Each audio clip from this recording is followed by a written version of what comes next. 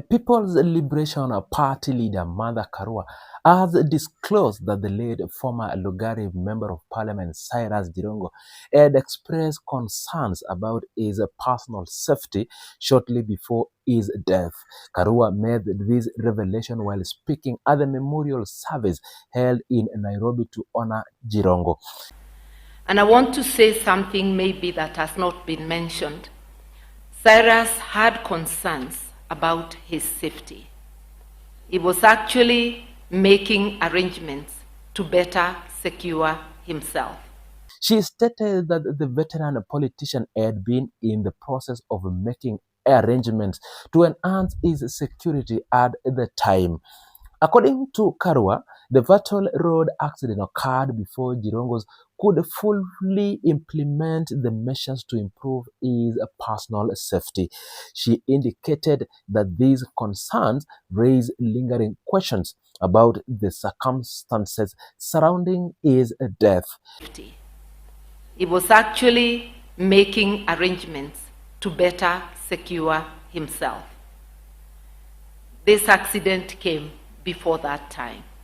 So those questions will linger. But for now, we stand with the family.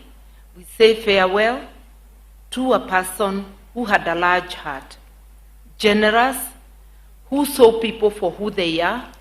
Karua acknowledged that such controversial questions were likely to persist over time. She added that for the present, the focus remained on standing with the family to farewell a person she described as having a large heart. The memorial church service was held at Christ is the Answer Ministry Sitam on Valley Road in Nairobi. Family members, close friends, political allies, and members of the public gathered for the event. This service marked the beginning of a 4-day funeral program leading to his burial. The late Cyrus Jirongo died on December 13, 2025 in a road accident along Nairobi-Nakuru Highway. The crash occurred near the Karai area in Naivasha. Jirongo's Mercedes-Benz vehicle was involved in a head-on collision with the Climax coach's passenger bus. The impact of the crash led to his instant death. He was 64 years old at the time of his passing. A post-mortem examination was later conducted at Lee Funeral Home to determine the exact cause of his death. The examination confirmed that Jirongo died from extensive blunt force trauma consistent with high-speed collision. The post-mortem report detailed that he sustained severe injuries to his chest, abdomen, and spine. The report also noted that he suffered multiple fractures from the impact. During tributes at the memorial, Mother Karua described Jirongo as a generous and compassionate man. He said he related with people beyond politics and ethnic boundaries. Karua stated that Jirongo not only loved the Mulembe nation, but humanity as a whole. Karua urged those in the political space to carry on the work of improving Kenya. But for now, we stand with the family. We say farewell to a person who had a large heart, generous, who saw people for who they are, a person who not only loved the Mulembe nation but humanity, and who always thought of how he could improve on what. She further described the former MP as a long-term friend and a colleague. Karua noted that Jirongo remained deeply committed to the betterment and well-being of the country throughout his political career. She said he was offered guidance by principles of fairness, inclusion, and national unity. This commitment was evident even during turbulent political seasons in the country. The schedule of a burial event was outlined following the Nairobi memorial service. An overnight vigil was planned at Jirongo's family residence in Kigiri, Nairobi. Mourners were expected to gather there to pay their last respect and share memories of his life and legacy. Further, Funeral service was scheduled to be held in Kitale on Sunday, December 28. After Kitale service, his remains would be transported to Lumakanda in Lugari constituency.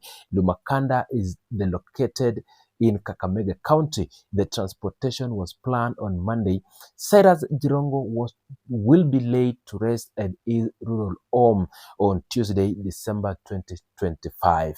The former Interior Cabinet Secretary Fred Matiangi has outlined his strategy to finance his 2027 presidential campaign, stating he will only rely on contribution from well-wishers and a vast network of volunteers. He made these remarks during a television interview, emphasizing a departure from a self-funded campaign often associated with Kenyan presidential politics. Matiangi explicitly acknowledged that he does not possess the vast personal wealth commonly among many presidential contestants. He stated he is only comfortable being upfront about his financial standing and is not a famous businessman. Matiangi contrasted himself with individuals involved in certain sectors, noting he has no background in those areas. The former cabinet secretary detailed that his campaign is being sustained by financial and logistical support from ordinary Kenyans. He specified that these individuals include teachers, professional and other volunteers who are willing to contribute what they can to support his bid. He described benefiting from small contribution made by these individuals.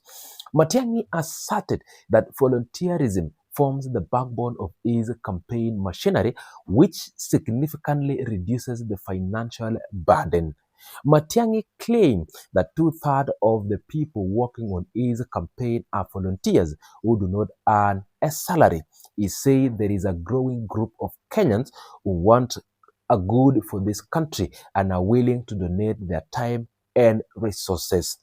Matiangi expressed confident that the number of volunteers supporting his campaign will increase as the election draws closer.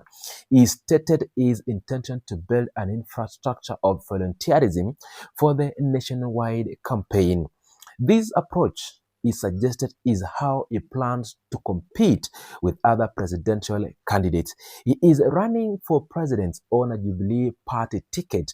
The Uhuru Kenyatta-led party formally declared Matiangi as its presidential flag bearer on October 30th, 2025. Matiangi is among the principals in the United Opposition Coalition seeking to unseat President William Ruto in 2027 polls. His remarks comes in the context of Kenya's increasingly expensive presidential campaign, which are a multi-billion shillings undertakings. This cost encompasses nationwide rallies, extensive media advertisement, and complex logistics. A significant portion of this spending is dedicated to transport and voter mobilization across the 47 counties. Campaigns logistics typically reduces hiring or requires hiring of helicopters, vehicles, and buses to move candidates, team, and supporters. Advertising across television, radio, print, and digital platform also consumes substantial financial resources. The demand for advertising airtime and space surge during the peak campaign period, further increasing the cost.